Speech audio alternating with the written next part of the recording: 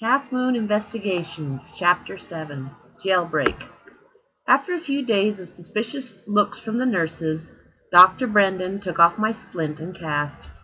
No concussion, he declared, and the x-rays for skull fractures came back negative. Did you ever see those movies where the bad guys kick the devil out of the good guy? I did, said Sergeant Mert Orahan, who had come to pick me up that evening. Well, said the doctor, that's what happened to Fletcher. Mert had to sit down. He was laughing so hard. It didn't strike me as funny. Then again, I'd heard it before. They sat me in a wheelchair and rolled me down the hospital corridor. I felt like Hannibal Lecter on tour. Nurses and interns lined the walls, whispering things like, "Don't let him near the matches." I was happy to be leaving, even if it was for an interview in the police station. My parents had agreed to a formal interview, provided they could be present along with Terry Malone. After this interview, Chief Quinn would decide whether or not there was enough evidence to send a file to the Director of Public Prosecutions. I was hopeful that this entire mess could be cleared up in a couple of hours. Mert's squad car was parked across the ambulance bay by the main entrance.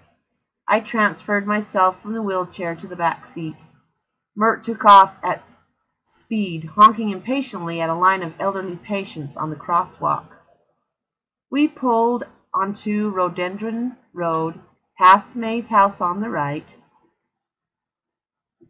She had not come to see me in the hospital. Why would she? May probably thought I was the lunatic who burned her dance costume. And even if she didn't believe that, her dad had surely crossed me off the list of welcome guests. "George Montgomery is filing a complaint, you know," said Mert over his shoulder. "Who?" "Colonel George Montgomery, the Devereaux's neighbor. He's filing a complaint. He phoned Quinn at home right after you showed up outside his house." I groaned. "I thought I was in—" Yeah, May Devereaux's garden." Mert blew out noisily through his nose. "What's going on, Fletcher? Are you going through some kind of rebellious stage?" I sat up.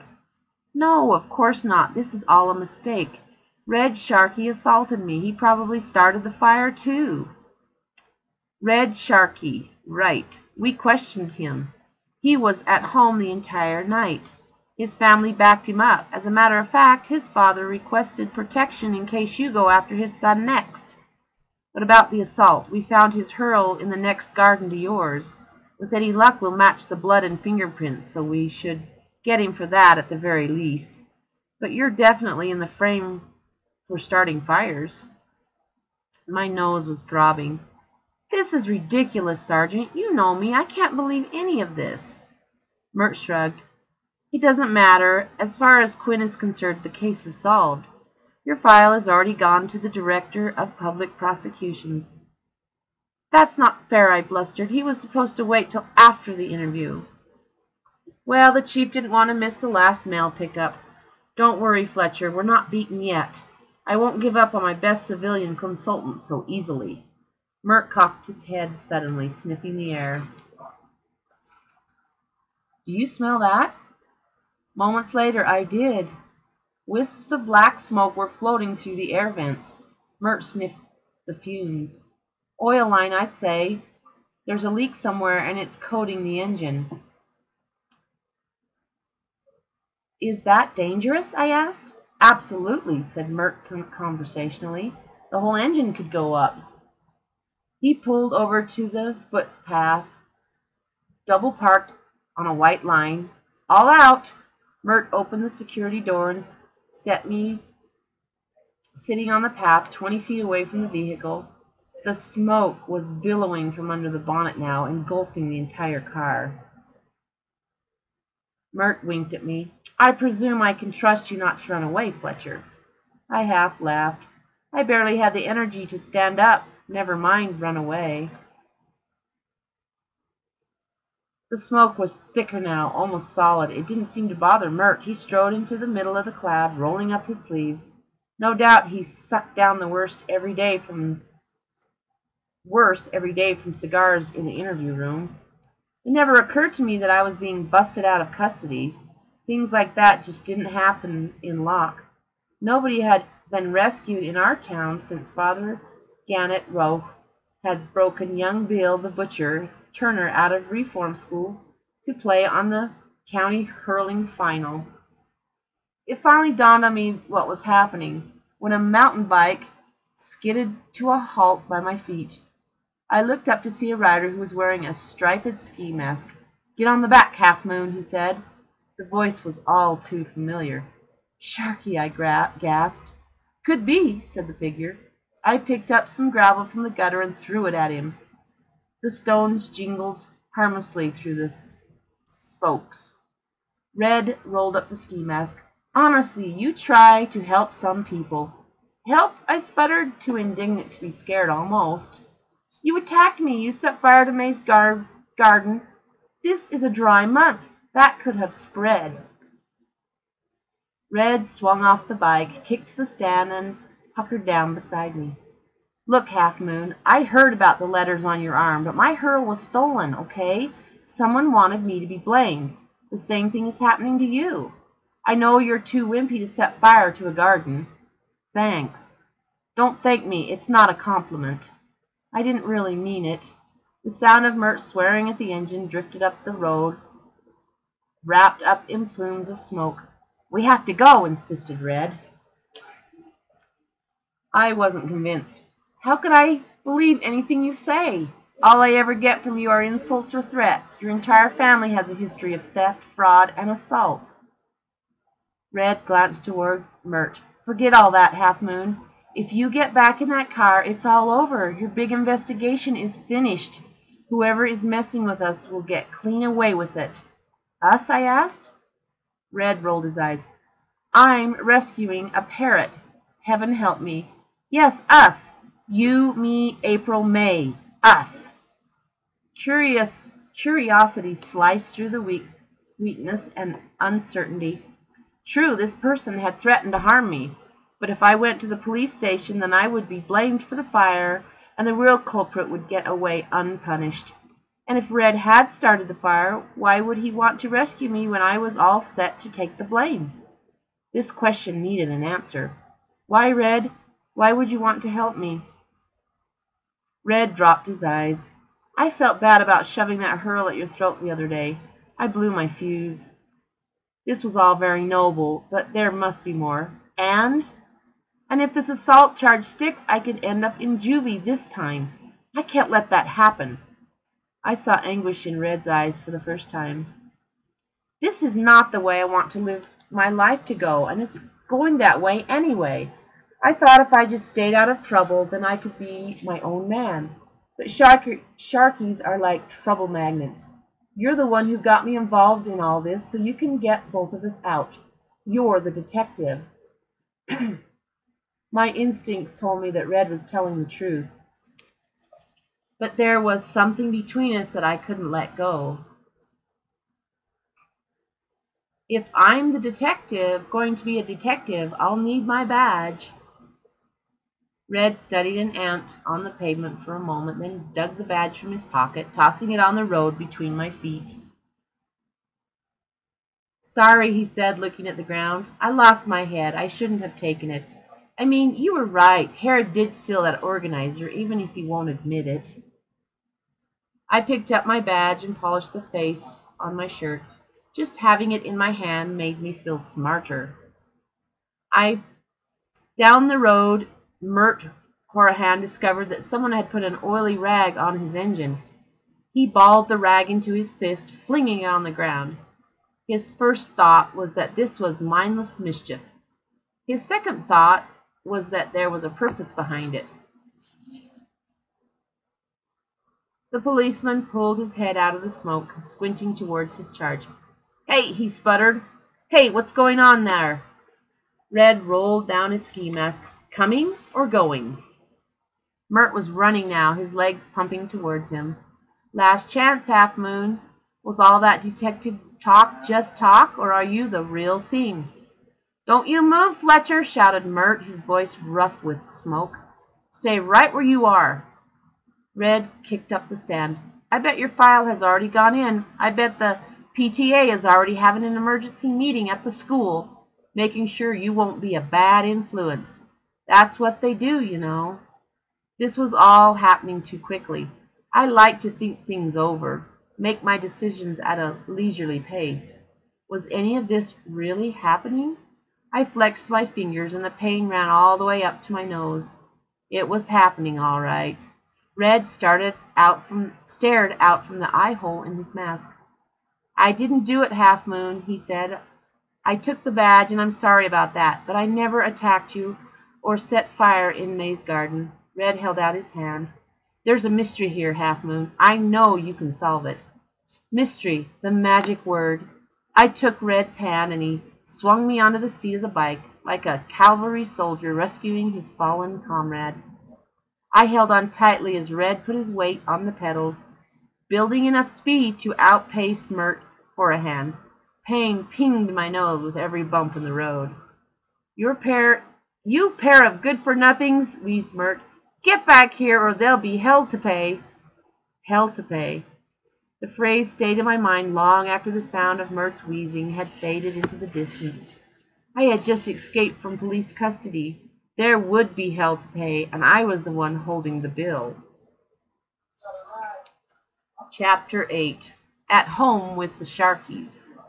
Red took the long way home, dragging me across several fields and a stream before he finally doubled back to his own house. By the time we reached Ches Sharkey, the sun was painting the outsides of the clouds a deep orange, and anyone under the age of 10 was being tucked in for the night. Ches Sharkey was the most famous house in the southeast. It had once belonged to the American filmmaker Walter Stafford, but he had lost it in a poker game to Red's grandfather. Over the years, the surrounding estate had been built up by developers, but the old house remained untouched. It stood proud, yet ramshackle, a mock two-door mansion in the middle of a dozen almost identical housing estates. This place must be worth a fortune, I whispered as Red free-wheeled down the back path. Red shrugged, which is dangerous on a bike. Maybe. Papa would never sell. Mom loves this house. Red's mother had died several years previously. I still remember the day he got the news in the lunch hall. Red had kept right on eating his sandwiches. Then, when he'd finished the last one, he crumpled the tinfoil and threw it in the garbage. We didn't see him for 3 months after that. As far as I know, nobody had ever asked Red how he was feeling. He wasn't really a touchy-feely group hug kind of person. We dismounted from the bike in a yard of cracked paving stones. Weeds clawed their way through every crack, and at least a dozen cats hissed at our passing. The back door was massive and black. The edges were chipped to reveal rainbow strips of glossy paint beneath. A century's worth of layers. Red stowed his bike by the wall, then put his shoulder against the door.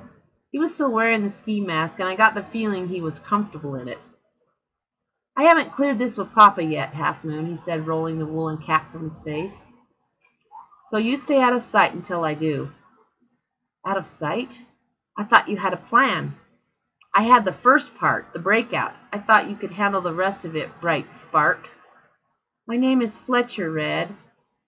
Oh, really? And what's my name? I waited for my brain to supply the information, but it didn't come. I had no idea what Red's actual name was. He'd been Red ever since we were little. Red winked at me, his point made. I had no idea what that point was, but as far as Red was concerned, he had definitely made it. We crept into the house. The ceilings were high, and faded wallpaper curled in the corners like pages from an old book. Red pushed me into a room. Just stay in there till I come and get you, he whispered. There's a bed in the corner. The light doesn't work, but that's okay because you probably want to spend your time thinking. He handed me a disposable cell phone. Here, take this. There's no call credit, but you can send texts. The number is withheld so nobody can call you back. The door closed slowly, a buffer of air, and I was alone in a dark room in the house of someone I wasn't sure I could trust. I felt a sudden welling of pain in my stomach. What had I done? Was I a fugitive hiding in the lion's den? I lay on the bed, and all my aches and pains came rushing back. The dredges of prescribed painkillers were still swirling around my system, but only enough to make me sleepy. I held the phone screen close to my face like a candle, and with numb fingers I typed out a short message. HLZ, I am okay. Tell M plus D, number no to worry, home soon, must find arsonist, love you all, Fletcher. I sent the message to Hazel's phone, then switched off. What had happened to me? This was not the way detective stories were supposed to go. I was supposed to be in my office, bent over my desk, examining the evidence. That's how Bernstein described it in the manual, but the manual wasn't the real world. This was the real world here, and I had dropped myself directly into the deep end without ever pausing to test the waters. I threw the phone across the room, then closed my eyes against the dark. I kept them tightly closed for a long time, until eventually I fell into a deep sleep, haunted by the dreams of raging fires and broken bones. I woke some time later to see sunlight glowing through my eyelids, highlighting the veins. The warmth felt good, so I lay there savoring the sensation, peace at last, a quiet moment in which to plan my investigation. Something tugged on my toe. I looked down. A small, filthy child was slipping off my shoes. The boy was a miniature version of Red, with fiery hair and a wiry frame. It was Herod before his weekly wash and brush-up.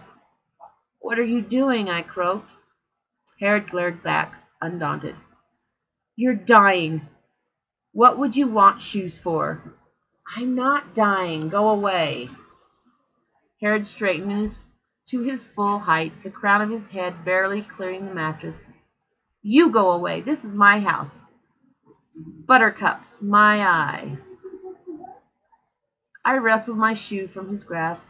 "I will go away, far away, bet on it, and the next time you stash your booty, watch where you step." I sat up slowly and was surprised to find my head remained relatively pain-free. Now that I could see the room's decor, I decided that the headaches would probably come back if I stayed here much longer. The bed cover appeared to have been cobbled together from 1,000 other bedspreads, every one of them luminous. The walls were that particular bright green generally associated with the Caribbean, and the curtains seemed to be fashioned from some type of metallic foil. In the light of a new day, my escape seemed utterly ridiculous. The police would have listened to reason. After all, I was a respectable student from a respectable family. Not anymore, I argued with myself. I had abandoned my studies and my family, all to solve a mystery, and now there was no way back into my cozy life except by solving that mystery. "I thought you were leaving," said Herod, chewing absently on a wart on his knuckle. "Don't worry, I'll be gone soon enough. I just need to talk to Red. Where is he?" The boy jerked a thumb over his shoulder. "In the kitchen. They're waiting for you, the three of them." This piece of news filled my stomach with acid bubbles. The Sharkey clan was waiting for me, and probably not with hot chocolate and croissants. Herod left the room, and I followed, deeper into the house. With every step, my own world seemed further away. The walls were old house high, covered with ancient thick wallpaper that was coming loose at the top, curling over us like rainforest canopy. We turned off the dark passageway through a rectangular doorway of light into a stone flagged kitchen. The Sharkies were gathering around a huge pine table, digging into heaped plates of sausage and bacon. I stood quietly, and for a brief, happy moment, nobody noticed I was there. Then Herod cleared his throat noisily, and 3 Sharky heads swiveled slowly in my direction, like tank turrets.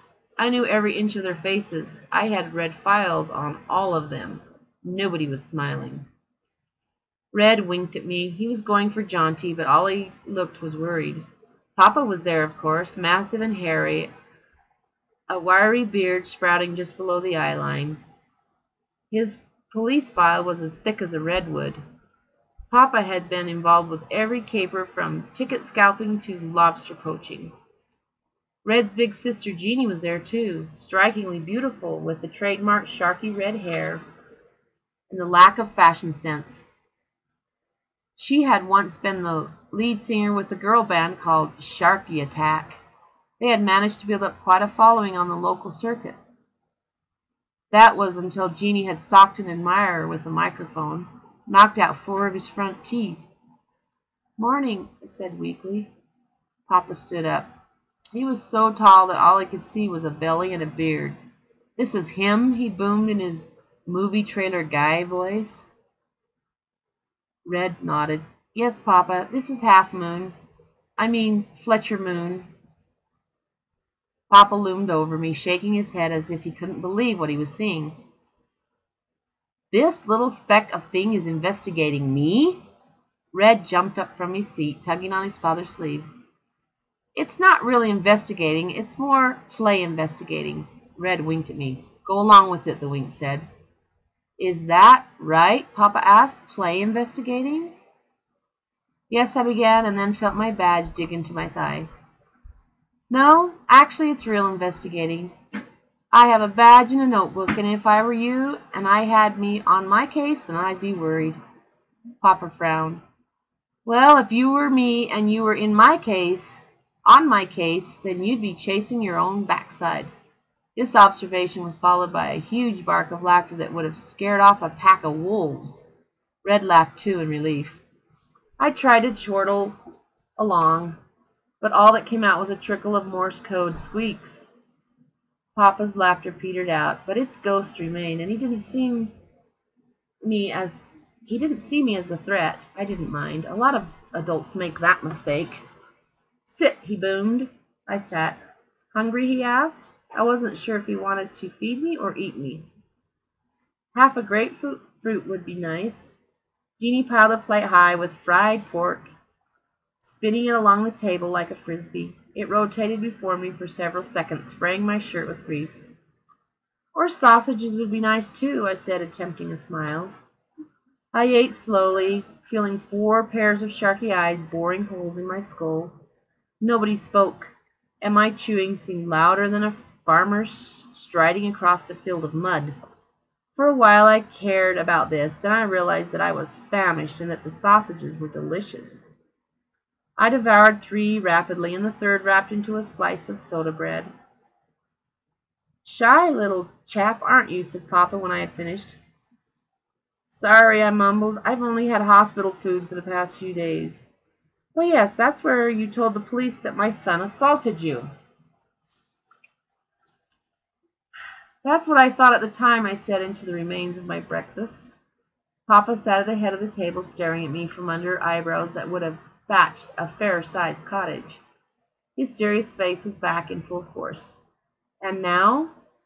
"And now I think that probably both of us have been set up, Red for assault and me for arson." Papa popped a jumbo sausage into his mouth. It barely hit the sides of it on its way down. "I don't see what this has to do with me, Half Moon. The police have been setting us up for years, and now all of a sudden I need some kind of midget detective to help me out. A midget detective who says that this entire family has, and I quoted, a history of theft, fraud, and assault." The last lump of sausage stuck in my throat. "It sounds bad when you put it like that," I admitted. "In my defense, you do have a history of theft and fraud. I may have been wrong about the assault." Papa bristled. "Theft and fraud?"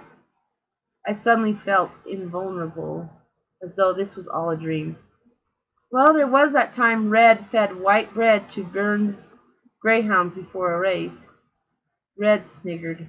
He couldn't help it, even though he was trying to turn over a new leaf. Not to mention the time Herod stole the duck race machine from the Trammoor Carnival. Quack, quack, said Roddy. And Jeanie was collecting money for her confirmation until she was 18. Jeanie winked. I'll be going out next year, too. Shut up, you lot, roared Papa. I'm jittery enough with this chap in the house. Red tugged his father's sleeve again. Papa, if I don't clear up this assault thing, they could take me away. I know that I've been in fights before, but no Sharky would ever sneak around in the night beating up midgets like Half Moon. Don't underestimate him, though. He's titchy, but he's as sharp as a razor. He named Roddy fair and square for stealing Bella's organizer.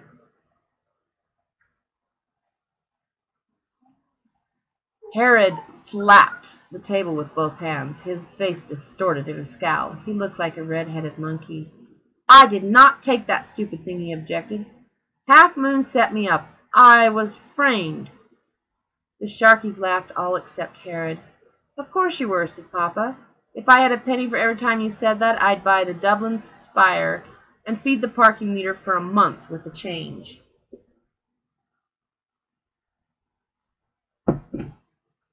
Papa picked up another sausage, wagging it at Red. The two of you have 24 hours to play Sherlock Holmes. After that, Half Moon goes home. His parents must be losing their minds. I don't want to be accused of kidnapping along with everything else. I frowned. 24 hours, not a lot of time to clear up a major case. I'll need my stuff, my laptop and notes. Not a problem, said Red, looking slightly shifty. Follow me.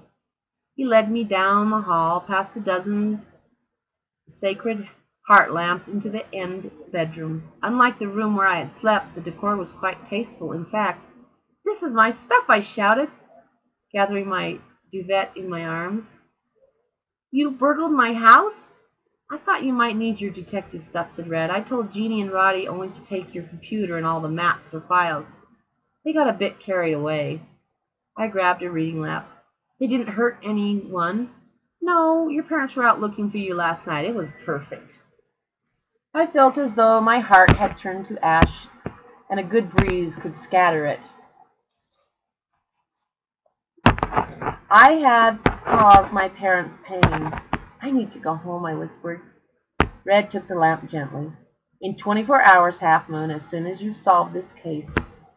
How can I solve anything? I asked, feeling desperate and alone.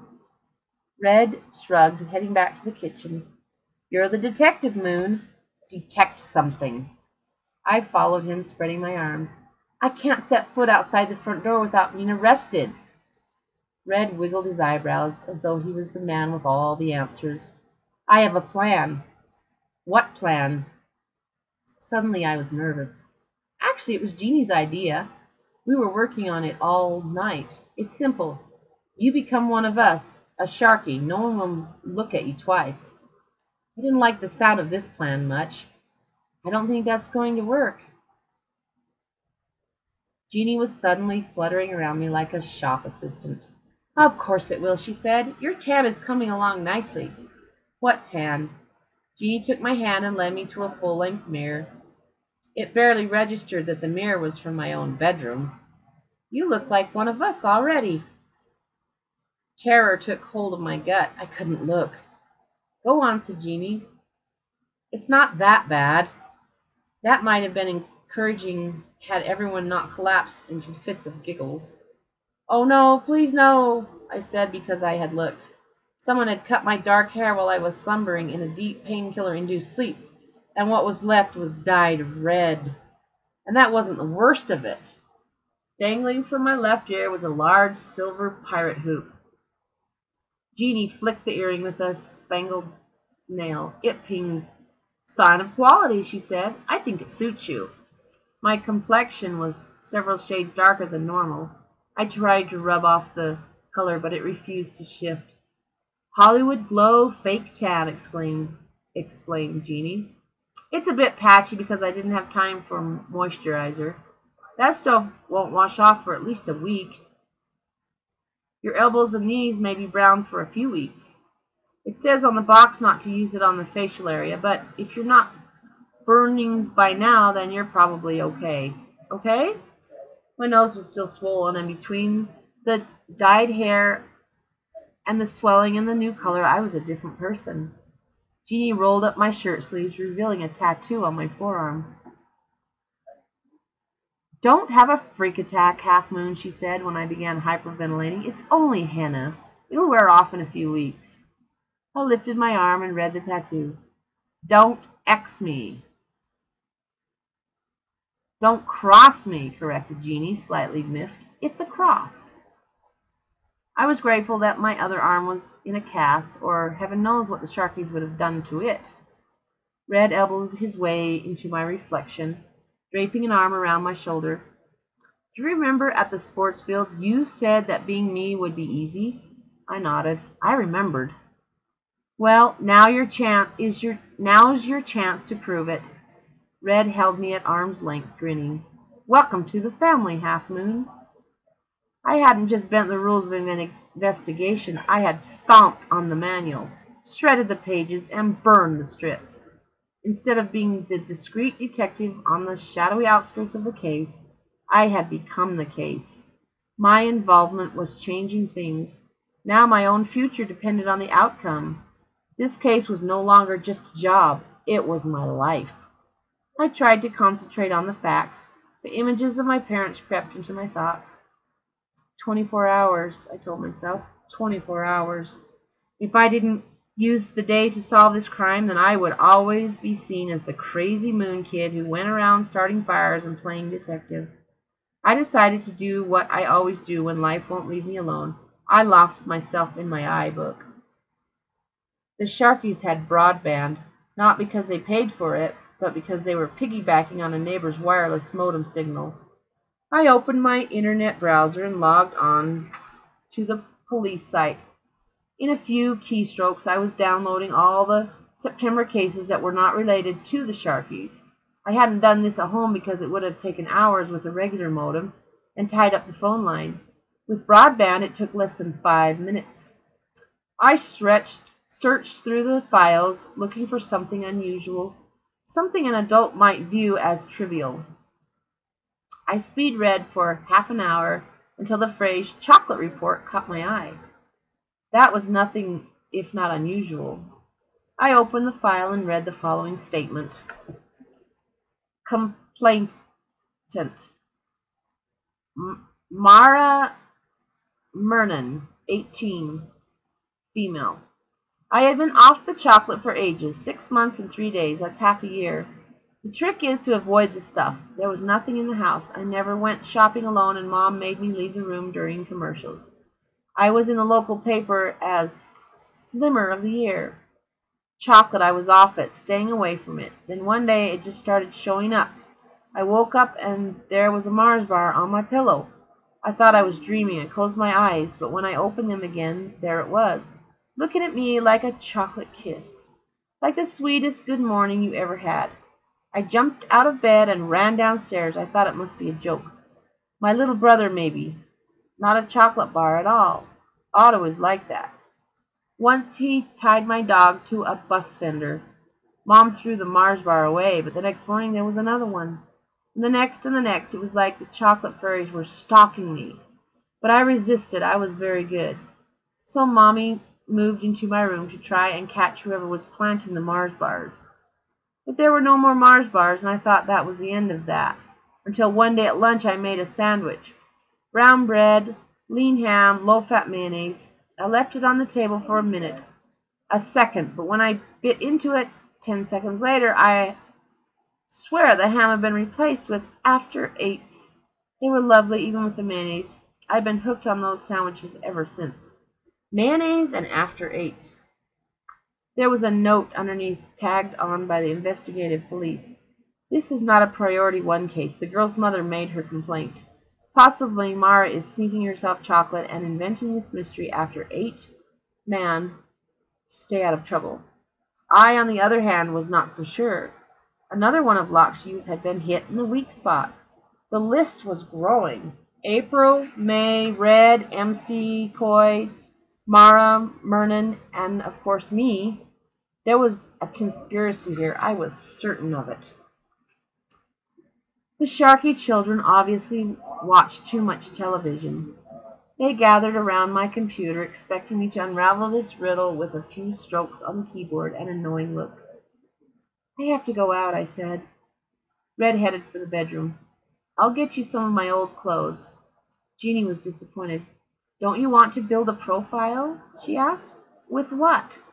With all the evidence you downloaded from satellite surveillance, obviously. Don't you watch CSI? I ground my teeth. I need to visit the crime scene first before they get even more contaminated. Herod punched Jeanie on the shoulder. Marani has to visit the crime scenes. Jeanie swatted her little brother with a hairbrush. I know that, Roddy. Don't touch the jacket. I haven't cut the security tag off yet. Red returned with an AC/DC t-shirt and a purple tracksuit. The tracksuit was so shiny that it seemed to crackle with static electricity. Put that on, he said, throwing me the bundle. It's time to test your disguise. We left Ches Sharkey on foot because two boys on a bicycle would fit the description doubtlessly being circulated by the police. I pulled the tracksuit sleeve well down over my cast. There was a policeman leaning against the front gate pillar on stakeout, just in case the dangerous fugitive Fletcher Moon decided to wreak havoc on his attacker. The officer on duty was Corkman, John Cassidy from Cobb.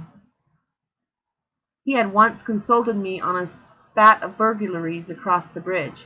I'd pointed him in the right direction and charged him a box of Maltzers.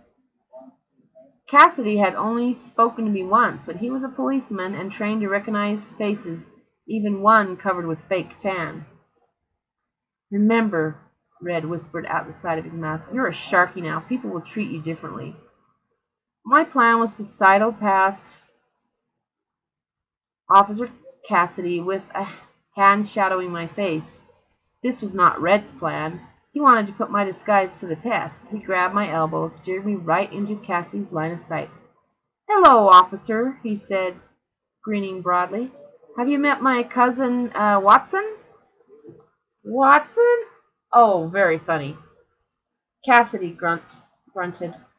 Watson it is. You Sharkies certainly do pick names.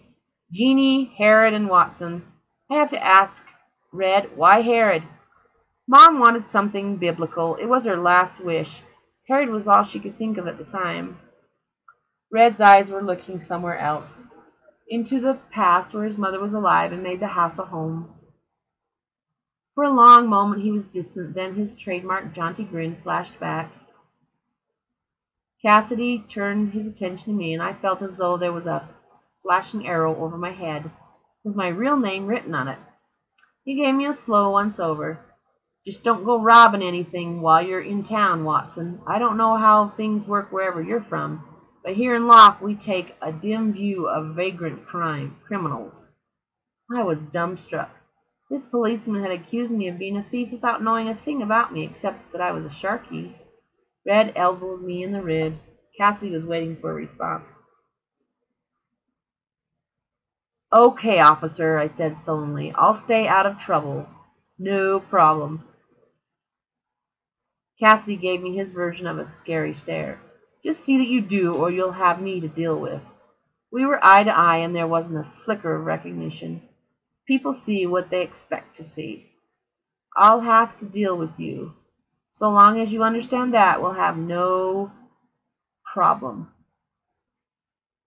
Not a problem in the world, officer. And just like that, Fletcher Moon was invisible, hidden beneath an earring and a tracksuit. Watson's Sharkey, however, was all too visible and branded as a thief before he even opened his mouth to speak. Was this what being a Sharkey was like? If it was, I couldn't wait to become a Moon again. There was a line of cars outside the Moon house. Mom's minivan, Dad's Volvo, and a police blue and white. Through the net curtain I could see my mother sitting on the couch, her face whiter than her favorite emulsion, Arctic snow. Dad was there too. I caught sight of him as he paced past the window, a human pendulum. But the image that will always stay with me was the moment Hazel entered the room. She asked for something, a drink or permission to use the house phone, and my dad exploded. He turned on her, shouting until she retreated up the stairs. Dad never shouted. Hazel never retreated. What was I doing to my family? Could it ever be undone? Red punched me on the shoulder, his version of encouragement. Keep it together, Half Moon. They can either be sad for 24 hours or forever. You've got a job to do, so get on with it. 24 hours or forever. 24 hours would seem like forever at the very least. Better get on with it. Time to be a professional. I nodded tersely. Okay, round the back. There was an 8-foot concrete wall running along the side of our house. Hazel and I were absolutely and utterly forbidden to climb it, and had been doing so since we were 5. Red and I scaled the wall using well-worn hand and footholds. It took me longer than usual with my injured arm. A single crow stood sentry halfway down. The bird played chicken with us until we came too close. Then it rose in a squawking black flurry of feathers. To me, the crow sounded louder than a full orchestra, but nobody came out to check on the commotion. I dropped down beside the very bushes where my attacker had hidden. Red landed beside me very quietly, like someone used to prowling. It struck me that until yesterday he had been my prime suspect. Been here before? I asked him, forcing a smile. No, said Red. If I had, I certainly wouldn't be here now. I thought about that for a second and couldn't find a single reason why Red would return to the scene of his victim. Unless, of course, he was insane. Had any checkups recently? You know, with a psychologist? Red raked his fingers through the grass. If you're not going to search for clues, I am. I caught his wrist. Stop it, Red. You're destroying evidence. Red leaned back on his haunches. Okay, detective. Detect. I studied the area behind the bush where my attacker must have waited. I didn't touch anything, just looked, sweeping my eyes along the ground like twin scanners. It had rained since the assault, so most physical evidence would have been washed away, but maybe there was something. I found my something tucked in tight at the bush's base. A single huge footprint. I pointed it out to Red. Look, a print. Red blinked. That's huge. Who is this person? A clown? I felt suddenly scared. This is the biggest print I have ever seen. It must be 1.5 feet from toe to heel. This person is a monster. We squatted there for a moment, staring at the print, imagining the man that left it. I don't know about Red's imagination, but mine was running riot. Dressing the man in a black cape and covering his face with scars. He probably had an eye patch too and a lump.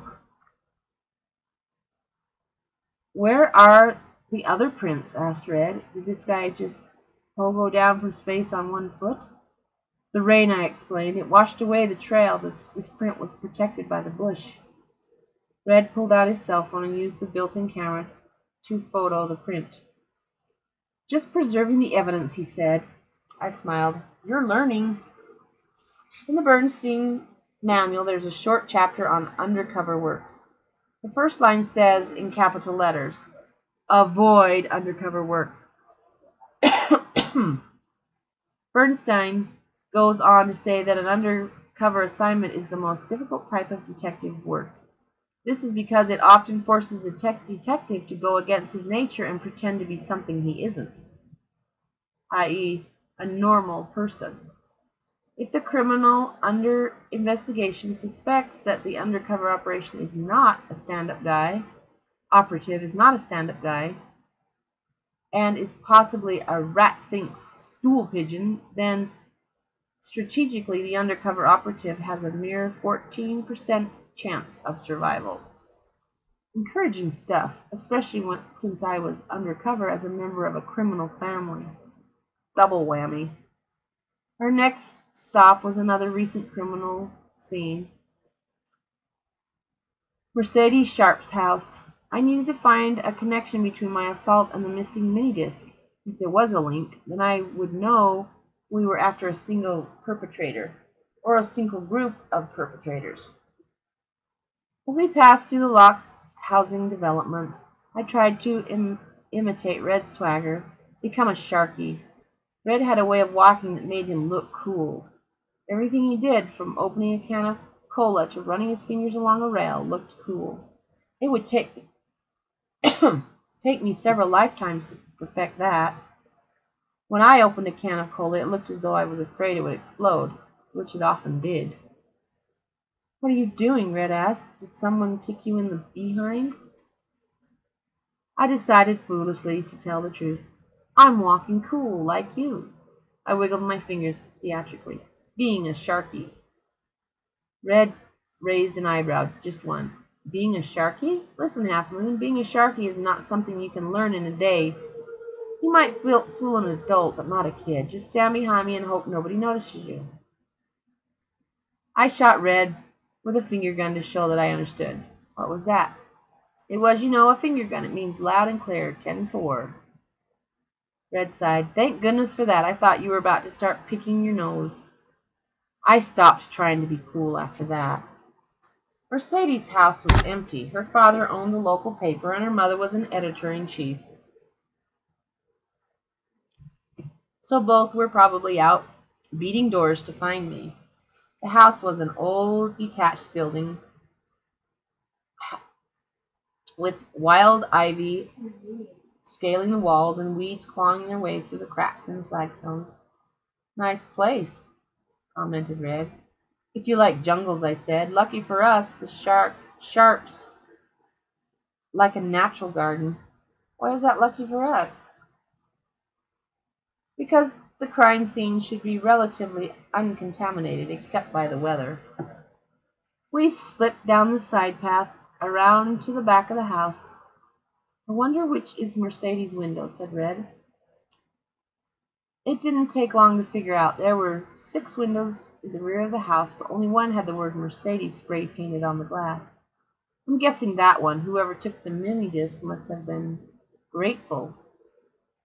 "Mercedes has a sister, Red pointed out. "Your point being?" "My point being, Half Moon, that the sister probably lifted the mini-disc. That's what sisters are for." "Good point. We'll check on that later. Somehow." There was a flower bed at the base of the wall, just a bed, no flowers. It seemed as though they had been ripped out. "Signs of a search," I noted, scribbling it down in the notebook that the Sharpies had thoughtfully stolen from my room. "Someone really went through this. Maybe a gardener."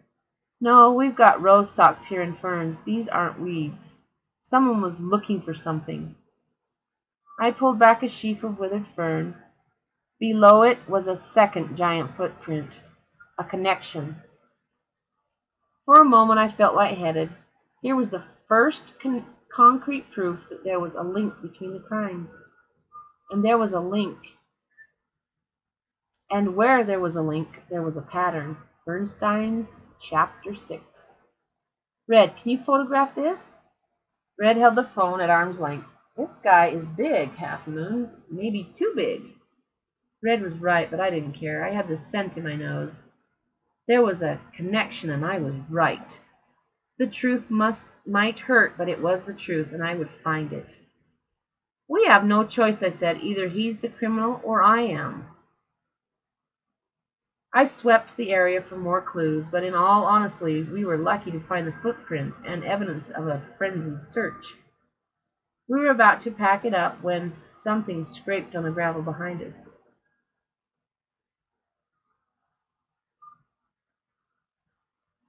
"Red Sharky," said a voice, "what are you, doing?"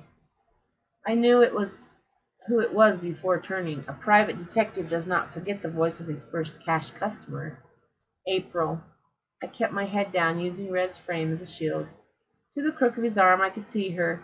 April was dressed as perfectly as ever in a pastel pink tracksuit, matching lunchbox dangling from one hand. Red was calm under pressure. I got the feeling he was used to being under pressure. Hey, April, I was walking past, though thought I saw someone suspicious coming around the side. Me and Watson, my cousin, thought we'd check it out. April didn't swallow a word of that. I was right about you and your family. Here you and your little friend are, snooping around Mercedes' garden. Maybe you were snooping around May's garden with a torch.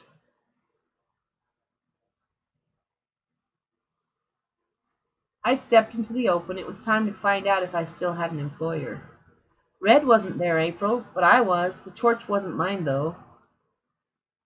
What do you mean? Asked April. Then the penny dropped from a great height, and with a loud clang. Oh, my goodness, Fletcher, is that you? What happened?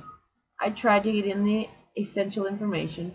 It's me, April, and I want you to know that I have nothing to do with May's dress. But April was still trying to get to grips with my appearance. But your hair, it's gone, and red, and your nose, my goodness, your nose, and you have an earring now, and a tattoo. April stepped closer, completely forgetting that I was definitely a fugitive and possibly an arsonist. Is that food coloring in your hair? Tell me that's not a real tattoo, and that tracksuit, those colors are all wrong for you. Then it dawned on her that she was sharing space with two dangerous criminals. Her mouth formed an O, but no sound came out. Do not spook a scared animal, said Bernstein. The same principle applies to humans on edge. No loud noises, no sudden movements, and no big gestures. April, I whispered, keeping my hands by my side. Red and I were both innocent. Red broke me out so that I could prove it. There's something going on in Locke, and I have to find out what it is. You, Mercedes, May, Red, and I, we're all victims. And there are more. I don't know how many yet. You know I could never set fire to May's house. So what were you doing in her garden in the middle of the night? Good question, and difficult to answer without sounding like a lying criminal. I chose my words carefully. There was a bruise on my arm after the attack. It spelled out Red's name backwards. I need to photograph it with May's digital camera. The dress was on the fire when I got there. This was so preposterous that April took a step backwards. You wanted to photograph your bruise? Is that the story you're going with? I shrugged. It was the truth. What else could I say? And you two are working together? Red, Sharky, and Fletcher Moon are a team? I'm not paying any extra. I'm not taking the blame for any of this, said Red, kicking a pebble. If Half Moon can get me out of trouble, I'm prepared to put up with him for a short period. Obviously, we weren't best friends just yet. What did you find out? We established a link between the assault and the robberies. The same person was responsible for both. April snorted. I already know that, so which of you was it? Not us, someone bigger than us, a lot bigger. A car crunched over the gravel driveway out front. That's Mercedes and her gran home for lunch, said April, right on time. Red grabbed her arm. We have to go now. I looked pleadingly at April. Don't say anything for just one day. April was in control, and she liked it. I knew from the smirk on her lips that she wouldn't turn on us just yet. Having us under her thumb would be too much fun. One day, though, you're going to feel pretty stupid when it turns out that Red really did take Shauna's hair. There were doors slamming now. I could hear Mercedes complaining at the front of the house. April, we have a contract. You can trust me. April spent a half a second thinking. I doubt it. There's a hole in the hedge on the left. It brings you out behind the school. I nodded, then bolted for the hedge. Red was already a shadow on the other side of the branches. As I squeezed through the foliage, I heard Mercedes squeal as she came around the corner. For a moment, I thought she had seen me. Then I realized that this was how Mercedes said hello. Okay, I'm going to end there today. We're on chapter 9, and we'll read again on Monday.